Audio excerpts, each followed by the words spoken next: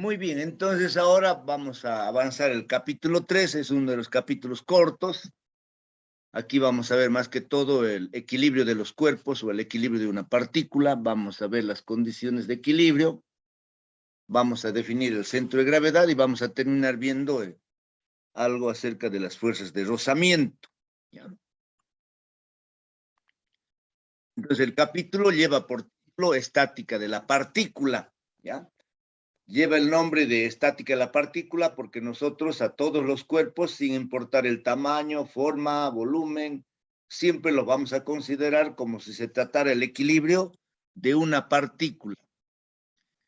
La estática estudia el equilibrio de los cuerpos, ¿ya? Es decir, aquellos cuerpos que se encuentran tanto en reposo como en movimiento con velocidad constante. Vamos a ver algunos ejemplos de fuerzas, ¿ya? Ya hemos dicho que la fuerza es un vector, es decir, es una magnitud vectorial porque tiene dirección, magnitud y sentido. Cuando nosotros empujamos o jalamos un cuerpo, estamos haciendo una fuerza. Si colgamos un cuerpo de un resorte, el resorte se estira y por lo tanto ejerce una fuerza interna que recibe el nombre de fuerza elástica que trata de llevar al resorte a su posición original. Esa es una fuerza interna del resorte que recibe el nombre de fuerza elástica. Si tenemos nosotros aire comprimido en el interior de un recipiente, ese aire también ejerce fuerza sobre todas las paredes internas del recipiente que lo contiene. Una locomotora ejerce una fuerza sobre el tren cuando lo jala o cuando lo empuja. Finalmente tenemos la fuerza de atracción gravitatoria de la Tierra sobre todos los cuerpos, que para nosotros no es nada más que el peso del cuerpo. Y hay otras varias fuerzas que no los vamos a mencionar.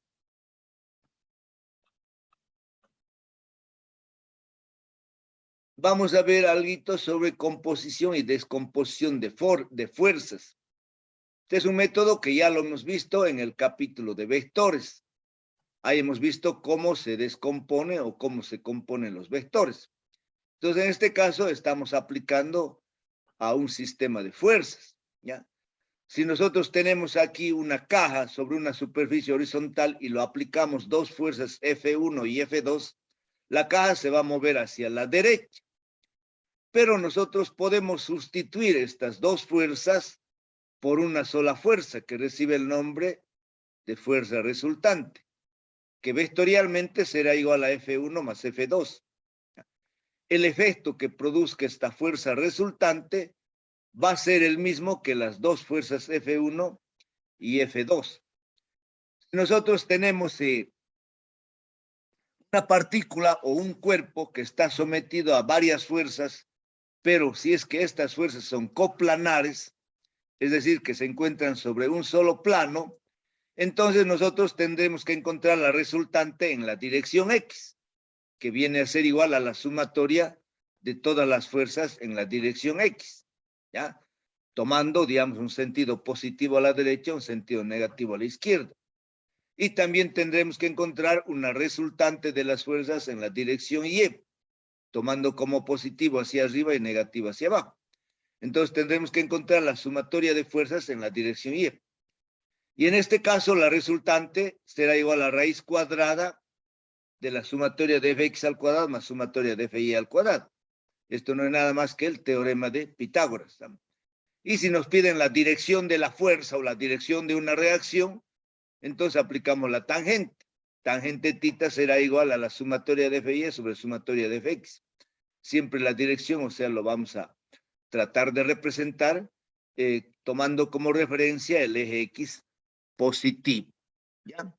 Bueno, vamos a entrar a ver ahora el concepto de momento o torque de una fuerza. ¿Ya? El torque lo vamos a representar con la letra tau. ¿Ya? El torque es un vector que resulta de un producto vectorial de dos vectores. ¿Ya? El vector fuerza y el vector posición. Las unidades del torque son newton por metro, kilogramo por metro, libra por pie, siempre unidades de fuerza por unidades de longitud. Bueno, aquí en el ejemplo tenemos una puerta, ¿ya? Cuando se aplica una fuerza para abrir o cerrar una puerta, esa fuerza es más efectiva cuando se lo aplica cerca de la chapa, ¿ya? Porque el efecto de la fuerza es mayor cerca de la chapa que cerca de las bisagras. Porque aquí, por definición, estamos viendo que el torque, que es el responsable de producir la rotación de un cuerpo, es igual a la fuerza por R, donde R es el vector posición. Entonces, mientras más grande sea el valor del vector posición, o mientras mayor sea R, mayor va a ser el efecto de rotación que produzca esta fuerza. Por eso, si nosotros, digamos, empujamos a una puerta de un lugar muy cerquita a la bisagra, la puerta no se va a abrir, ¿ya? En cambio, si aplicamos la misma fuerza a una distancia R2 mayor de R1, entonces la puerta se va a abrir con mucha facilidad. Entonces, para nosotros, el torque producido por una fuerza produce rotación de un cuerpo respecto a un punto. Esta figura les pido que en su celular ustedes pueden ampliar el tamaño de la figura. Entonces, cuando yo esté explicando una figura, ustedes amplíen la imagen de su celular. Eso pueden hacerlo todos en todos los celulares, ¿ya? Entonces, amplíen esta imagen. Entonces, aquí en esta figura tenemos un cuerpo de forma arbitraria. En este caso es un cuerpo de forma de bota, de forma de un dedo. Pero este es un cuerpo plano que se encuentra sobre una superficie horizontal. Y luego hacemos pasar un eje por este punto O. De tal manera que si nosotros aplicamos una fuerza F1 en el punto A, este cuerpo va a girar en el sentido contrario de las agujas del reloj. Y si aplicamos una fuerza F2 en el punto B, este cuerpo va a girar en el sentido de las agujas del reloj o en el sentido horario, ¿ya? Entonces, aquí estamos representando las líneas de acción de cada fuerza. La línea de acción es otra línea segmentada, ¿ya? Que pasa paralelamente a la fuerza. Entonces, esta es la línea de acción de F2 y esta es la línea de acción de F1. Es la línea que lo contiene a la fuerza en dicho plano, ¿ya? Ahora, cuando nosotros vamos a adoptar un convenio de signos, si la fuerza hace girar a un cuerpo en el sentido contrario de las agujas del reloj, para nosotros ese torque va a ser positivo. Y si la fuerza hace girar en el sentido de las agujas del reloj, ese torque va a ser negativo. Ahora, ¿cómo calculamos la magnitud del torque? La magnitud del torque lo calculamos multiplicando la magnitud de la fuerza por el brazo de palanca. ¿A qué se llama brazo de palanca? El brazo de palanca es la distancia perpendicular de la línea de acción de la fuerza al eje de giro. Entonces, el brazo de palanca de F1 es esta distancia D1, la distancia perpendicular de la línea de acción de F1 hasta el punto O donde está el eje de giro. ¿Cuál será el brazo de palanca de F2? Será esta distancia perpendicular a la línea de acción de F2 hasta el eje de giro o hasta el punto O, que en este caso es D sub 2. Entonces, el torque tau sub 1 será igual a F1 por D1. Positivo, porque F1 hace girar en sentido contrario de las agujas del reloj. Y el torque que produce la fuerza F2 será la magnitud de la fuerza F2 por D2, por su brazo de palanca.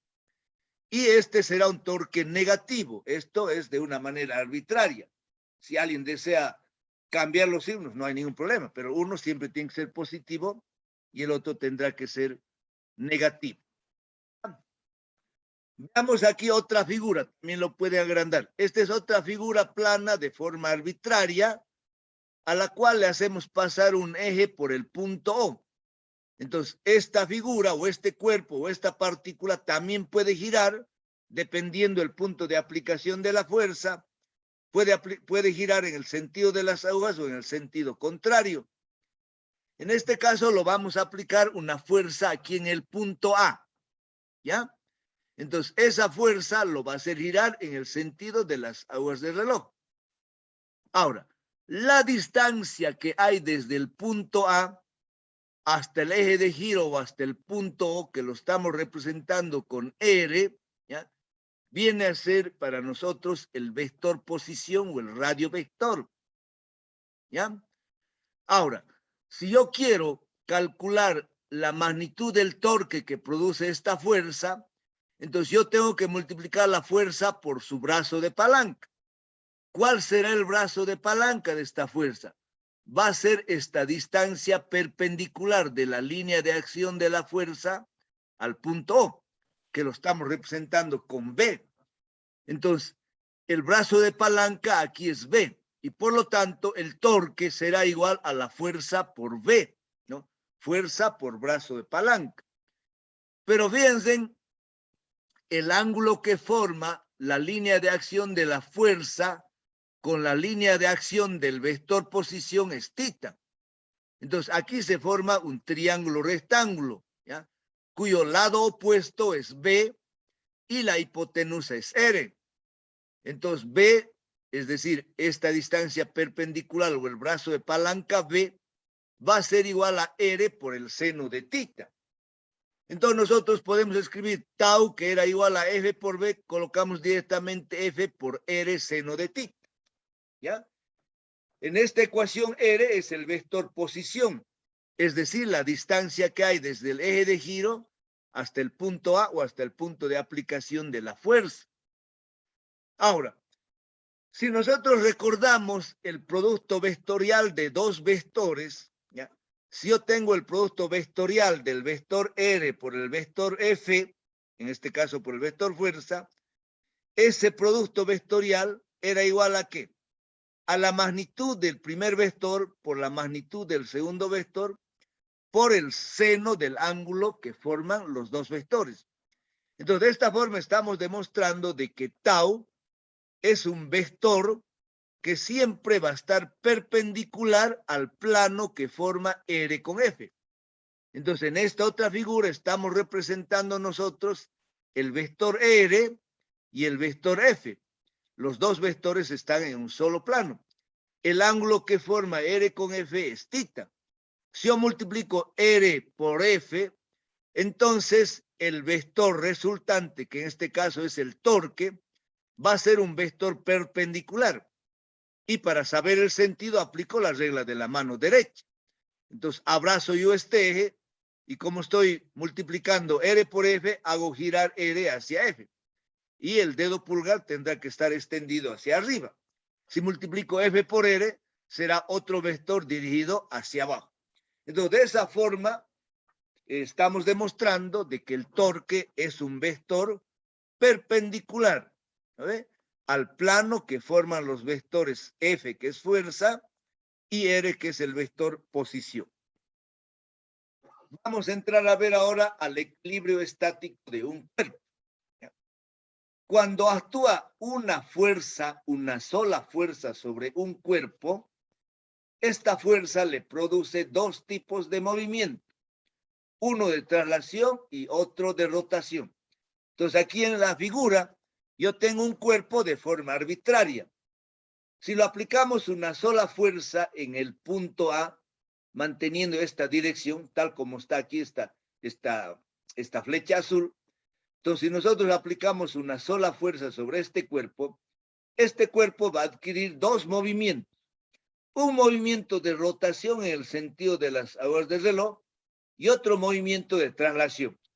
Si ustedes colocan un libro encima de la mesa y a ese libro lo jalan ustedes de una esquina, van a ver que ese libro va a empezar a rotar y va a empezar a moverse o va a empezar a trasladarse. Vamos a ver ahora el equilibrio estático de un cuerpo. Cuando actúan varias fuerzas en forma simultánea sobre un cuerpo, sus efectos pueden compensarse entre sí, dando como resultado que el cuerpo no tenga ningún movimiento de traslación y ningún movimiento de rotación. Cuando esto ocurre, se dice que el cuerpo se encuentra en equilibrio estático. En esta figurita, también de forma arbitraria, es una figura plana que se encuentra sobre una superficie horizontal. Si nosotros lo aplicamos 4 fuerzas, F1, F2, F3 y F4, ¿ya? El efecto de estas 4 fuerzas se va a anular. ¿Por qué? Porque F1 y F2 se encuentran sobre la misma línea de acción, tienen la misma magnitud, pero sentido contrario. Entonces, la resultante de F1 y F2 va a ser 0. Si F3 y F4 se encuentran sobre la misma línea de acción, tienen la misma magnitud, pero de sentido contrario, entonces la sumatoria también se va a anular. Y por lo tanto, este cuerpo no va a girar y tampoco se va a mover, ni a la derecha, ni abajo, ni arriba, ni a la izquierda. Por lo tanto, decimos que este cuerpo se encuentra en equilibrio estático. Ahora, para que un cuerpo se encuentre en equilibrio estático, debe cumplir 2 condiciones. Vamos a ver cuál es la primera condición de equilibrio. Entonces, para que se cumpla la primera condición de equilibrio, el cuerpo debe estar en reposo o tener movimiento rectilíneo con velocidad constante. Si yo tengo una caja que está en reposo, esa caja está en equilibrio. Si tengo un automóvil que se mueve con velocidad constante, está en equilibrio. Ahora, la ecuación que utilizamos para demostrar la primera condición de equilibrio es la primera ley de Newton, que anticipadamente ya lo estamos viendo. ¿Ya? Entonces, para que se cumpla la primera condición de equilibrio, es decir, no haya movimiento de traslación, la sumatoria de fuerzas en la dirección X y en la dirección Y debe ser igual a 0. ¿Por qué? Porque nosotros siempre vamos a trabajar con fuerzas coplanares y vamos a utilizar un eje de coordenadas X y Y para representar las fuerzas que actúan sobre un cuerpo o sobre una partícula. Y por lo tanto, la sumatoria de fuerzas en ambas direcciones debe ser igual a 0. Y por lo tanto, ese será el cumplimiento de la primera condición de equilibrio. O en forma general, la sumatoria de todas las fuerzas que actúan sobre la partícula debe ser igual a 0. Oliver Nina, silencia su micrófono, lo voy a retirar de la clase. Ya, Inge. Vamos a ver ahora la segunda condición de equilibrio. Hemos dicho que para que un cuerpo se encuentre en equilibrio estático, debe cumplir siempre las 2 condiciones. Y hemos visto la primera condición, que es la sumatoria de fuerzas igual a 0. Para que se cumpla la segunda condición de equilibrio, el cuerpo no debe girar. Y si lo hace, debe hacerlo con velocidad constante. Para verificar o para que se cumpla la segunda condición de equilibrio, la sumatoria de los torques de todas las fuerzas que actúan sobre un cuerpo o sobre una partícula, calculado respecto a un eje arbitrario, debe ser nula.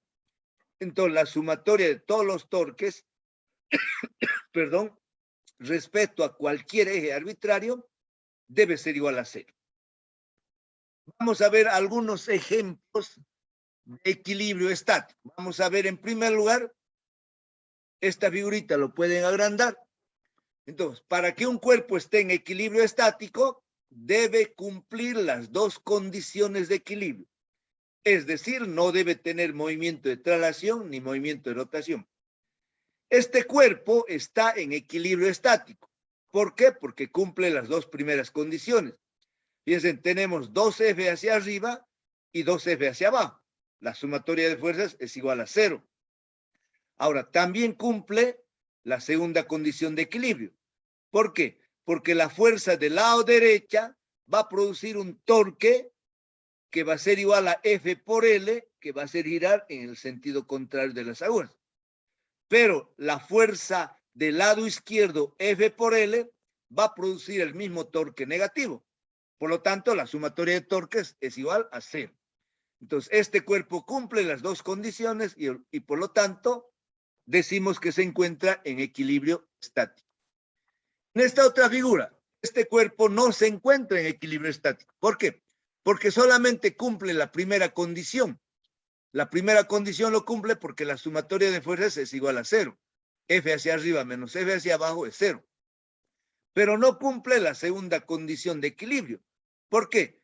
Porque F por L, la fuerza que está hacia abajo en el lado derecho, va a hacer girar en el sentido horario, en el sentido de las horas del reloj.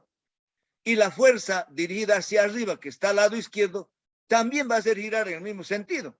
Entonces, este cuerpo va a estar girando constantemente. Y por lo tanto, se va a producir aquí lo que se conoce con el nombre es de una torca neta en el sentido horario. Es decir, una torca neta va a hacer girar en el sentido del reloj. Y como este cuerpo está girando, no cumple la segunda condición de equilibrio. Y por lo tanto, no se encuentra en equilibrio estático. Finalmente tengo aquí otro ejemplo. ¿Ya?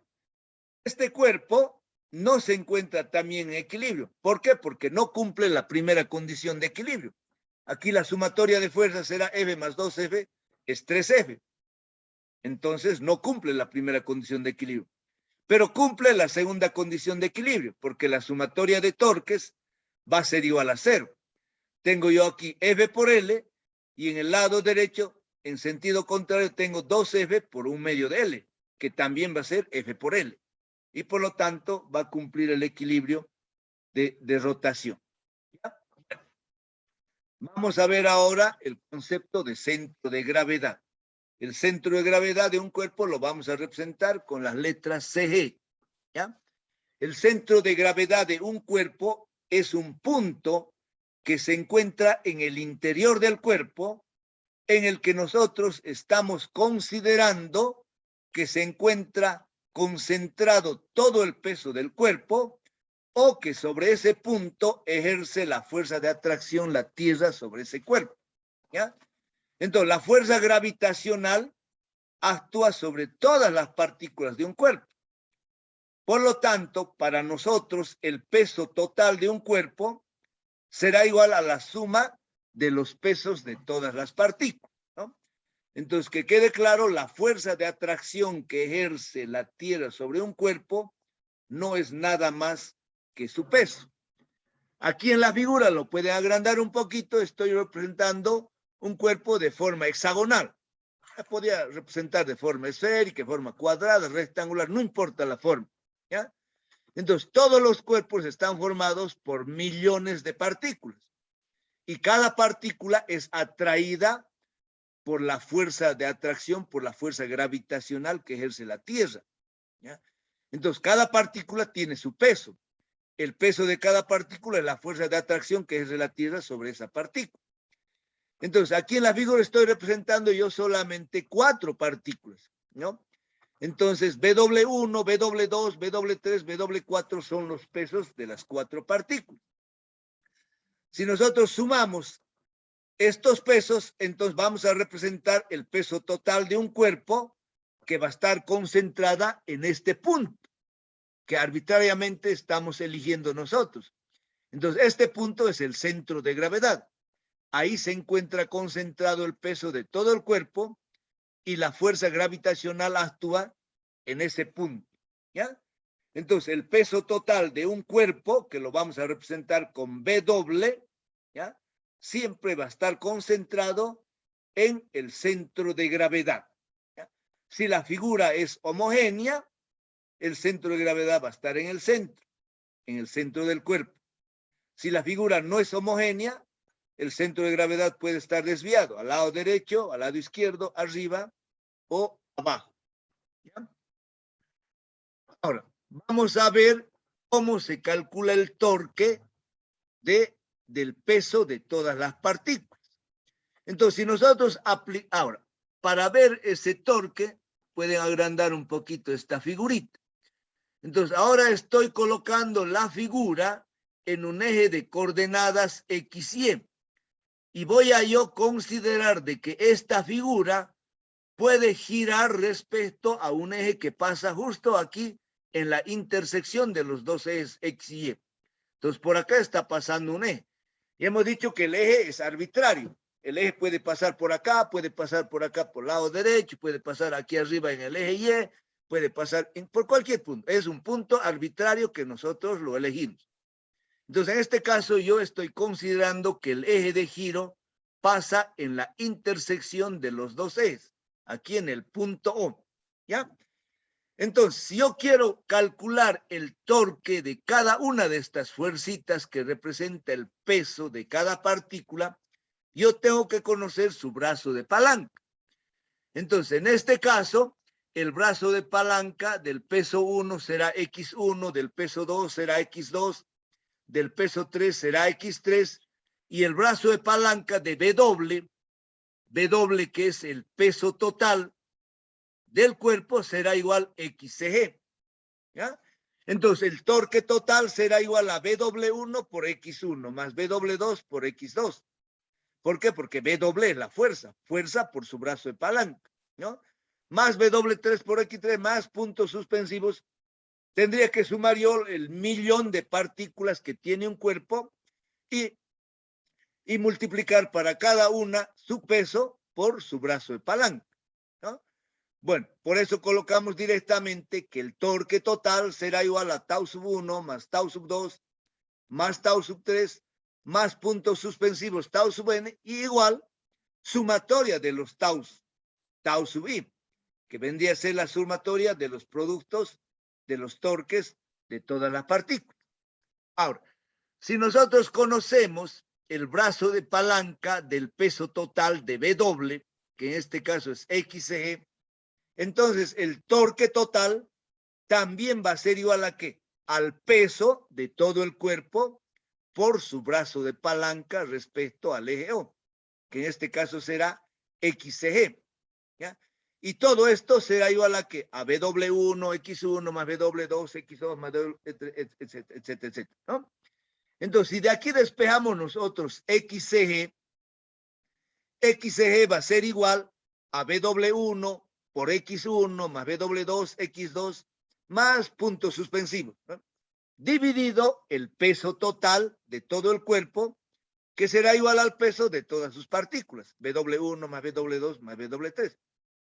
Pero en esta ecuación, ¿qué es XCG? Y si nosotros nos veamos aquí en la figura, XCG no es nada más que la coordenada X del centro de gravedad.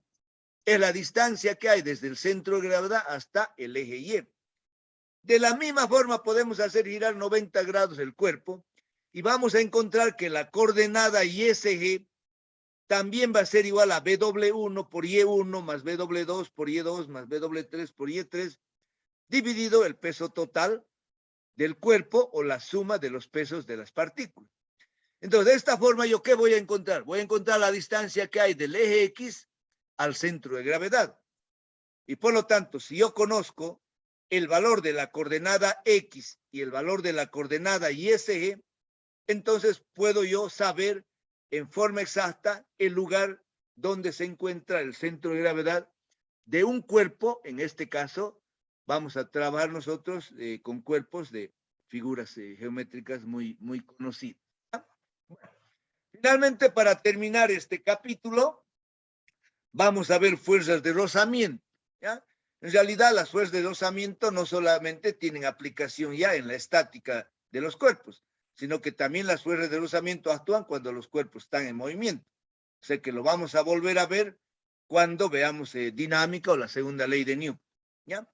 Entonces, cuando la superficie de un cuerpo desliza sobre la superficie de otro, se producen fuerzas de rozamiento paralelas a cada superficie, ¿ya?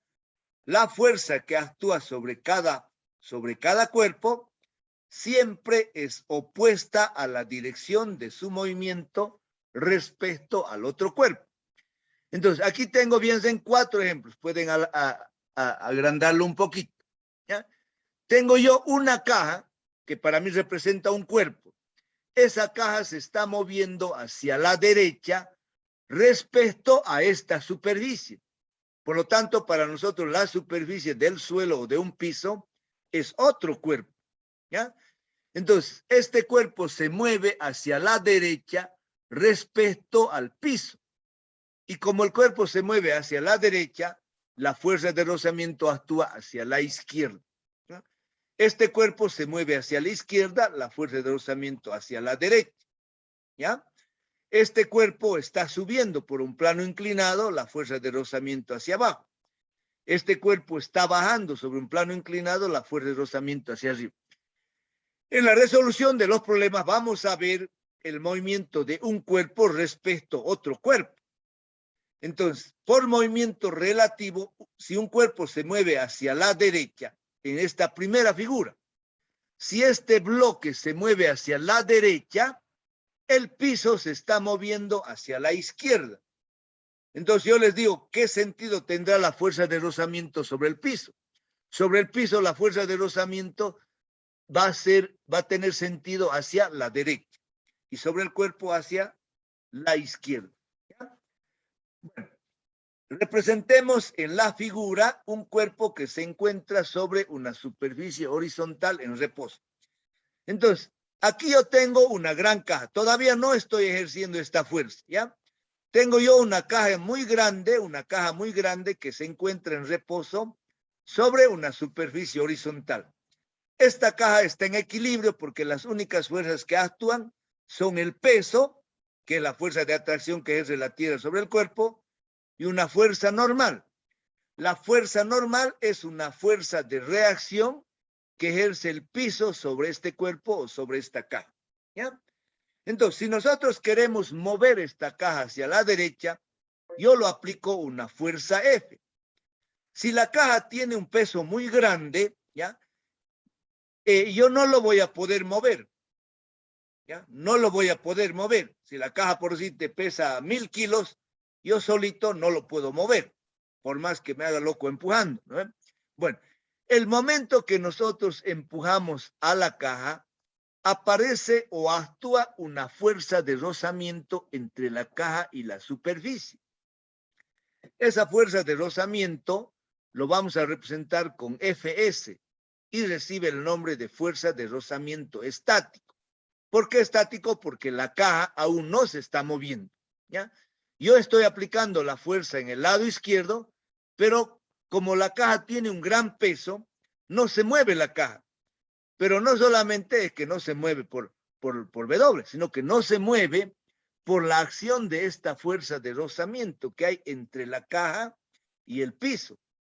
¿Ya? La caja es como si estuviera pegada o estuviese adherida al piso. Y por lo tanto, difícilmente lo vamos a hacer mover. Entonces, para que la caja se mueva, el valor de la fuerza que yo aplico aquí en el lado izquierdo debe ser aproximadamente igual al valor de la fuerza de rozamiento. Cuando se igualen estas dos fuerzas, recién la caja se va a mover. ¿Ya? Bueno, entonces, para mover la caja yo tengo que ir aumentando esta fuerza. Entonces, he aumentado yo la fuerza de tal manera que la caja empieza a moverse. Cuando la caja empieza a moverse, deja de actuar esta fuerza de rozamiento estática y actúa otra fuerza de rozamiento que recibe el nombre de fuerza de rozamiento cinética o dinámica. Esta fuerza de rozamiento es menor que la fuerza de rozamiento estática. ¿Por qué? Porque es más fácil mantener ya el cuerpo que está en movimiento que arrancarlo de su estado de reposo. Entonces, una vez de que el cuerpo se ha movido, es más fácil mantener su mantenimiento. Y por lo tanto, esta fuerza podemos disminuir y seguir manteniendo el movimiento.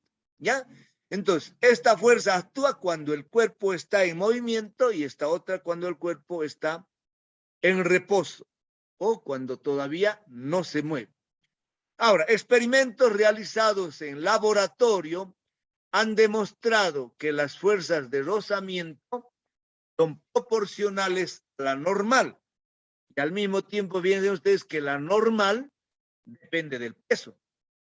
Por eso yo les decía, si la caja tiene más peso, entonces va a ser más difícil moverlo. Una caja liviana lo movemos. ¿Por qué? Porque la normal es igual al peso y las fuerzas de rozamiento dependen de la normal. Entonces, experimentos llevados a cabo en laboratorio han demostrado que las fuerzas de rozamiento son normales son proporcionales a la normal. Y por lo tanto, si yo digo que una fuerza es proporcional a la normal, yo tengo que demostrarlo, que es proporcional. Y para eso se han tenido que determinar unos coeficientes o constantes. A esas constantes o coeficientes se los ha dado el nombre de coeficiente de rozamiento y se lo ha representado con la letra griega mu. Entonces tendremos dos coeficientes de rozamiento, un u sub s, que será un coeficiente de rozamiento estático, que actuará cuando la caja no esté en movimiento, cuando el cuerpo no esté en movimiento, y un coeficiente de rozamiento cinético dinámico, que lo vamos a representar con u sub k. Entonces, Fs es igual a ñu sub s por la normal y Fk es igual a ñu sub k por la normal. ¿Ya? Bueno, los coeficientes de rozamiento estático y cinético dependen sobre todo de la naturaleza de las superficies de contacto. Dependen también de la temperatura, de la humedad, etcétera, etcétera. ¿Ya? Mientras más rugosa sea la superficie, mayor será el coeficiente de rozamiento. Mientras más pulida sea la superficie, menor será el coeficiente de rozamiento. Ambos coeficientes tienen ventajas y desventajas en nuestra vida real. ¿Ya? Por ejemplo, si un automóvil está moviéndose en una subida o está subiendo, será más conveniente que el coeficiente de rozamiento sea grande para que no resbale y se vaya atrás. ¿No ve? Pero si, por ejemplo, yo tengo el movimiento de piezas en el interior de un motor, lo mejor será que las piezas sean pulidas, que el coeficiente de rozamiento sea menor para evitar el desgaste, ¿no? Bueno, mis queridos alumnos, entonces con esto damos por terminado el capítulo 3. En la próxima clase directamente vamos a arrancar con los problemas de equilibrio. ¿Ya? Si hay alguna pregunta o alguna consulta, lo pueden hacer ahora. Pueden activar su micrófono. Aquí yo voy a parar la grabación.